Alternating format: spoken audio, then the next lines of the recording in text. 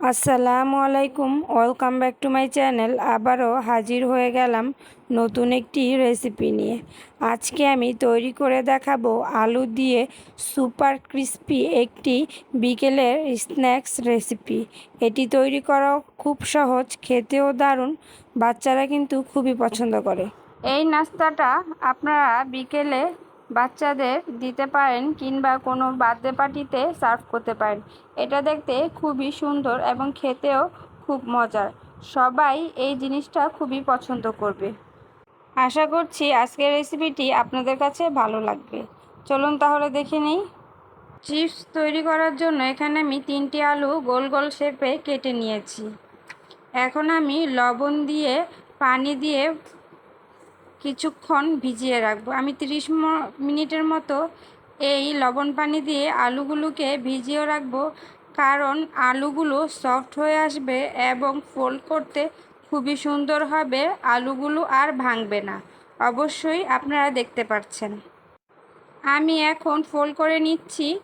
আমি আলুগুলো একটু মিডিয়াম আকারে নিচ্ছি, এই জন্য একভাবে ফোল্ড করে নিচ্ছি। আপনারা যেই কোনোভাবে ফোল্ড করে এই কাঠিতে ঢুকিয়ে নিতে পারেন। লক্ষ্য করুন আমি কিভাবে ফোল্ড করে নিচ্ছি। সবগুলো আলু দিয়ে আমি 4টি কাঠিতে ঢুকিয়ে নিয়েছি। সবগুলো আলু আমার 3টি আলু দিয়ে 4টা কাঠির মধ্যে পুরো ফোল্ড করা হয়ে গেছে।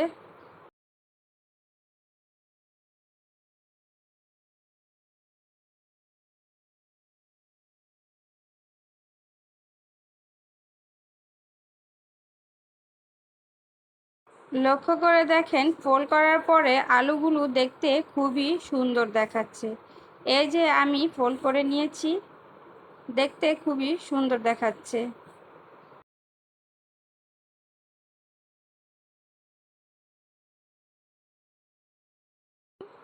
আমি ব্যাটার তৈরি করে নেব। এখানে হাফ কাপের মতো আমি চালের গুঁড়ো দিয়ে দিলাম, তারপর দিয়ে দিলাম 1 চামচ কর্নফ্লাওয়ার, দিয়ে দিলাম মরিচের গুঁড়ো, আপনারা চিলি ফ্লেক্স ব্যবহার করতে পারেন, দিয়ে দিলাম ধনেপাতা এবং লবণ।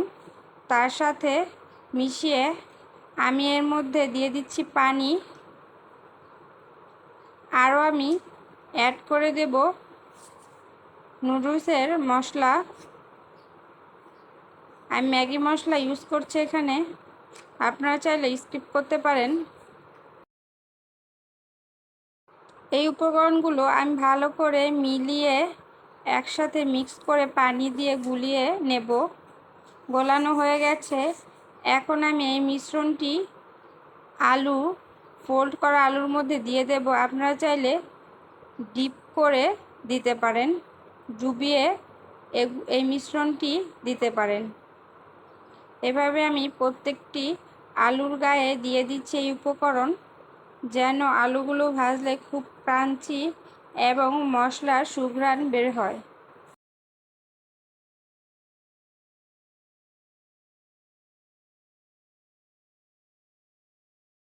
আমি একটা ফ্রাই প্যানে তেল দিয়ে দিয়েছি। তেলটা মিডিয়াম আকারে গরম করে নিয়েছি। এখন আমি আলুর চিপসগুলো দিয়ে দেব।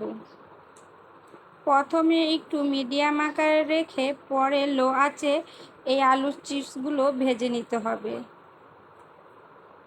তাড়াহুড়া করে ভাজলে এই আলুর চিপসগুলো কুড়মুড়ে বা ক্রাঞ্চি হবে না। তো আপনারা কিভাবে খেতে পছন্দ করেন সেভাবেই ভেজে নিতে পারেন। আর যদি সংরক্ষণ করতে চান তাহলে এই অবস্থায় হালকা ভেজে যখন আলুগুলো সিদ্ধ হয়ে আসবে তখন আপনারা ডিপ ফ্রিজে সংরক্ষণ করতে পারেন। আমি আলুর চিপসগুলো নাড়াচাড়া দিয়ে উল্টিয়ে নিচ্ছি। অবশ্যই আপনারা দেখতে পাচ্ছেন। এ পর্যায়ে আলুর চিপসগুলো প্রায় হয়ে এসেছে। আমি আরেকটু লাল করে এই আলুর চিপসগুলো একটা একটা করে উঠিয়ে নেব।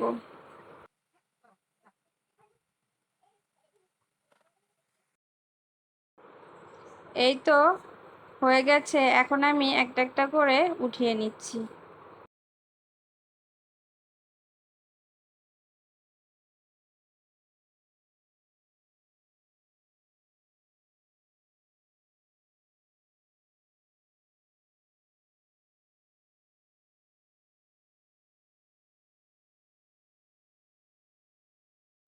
এই তো তৈরি হয়ে গেছে আলুর উইনগেটস বা আলুর চিপস বা পাঁপড়ও বলতে পারেন।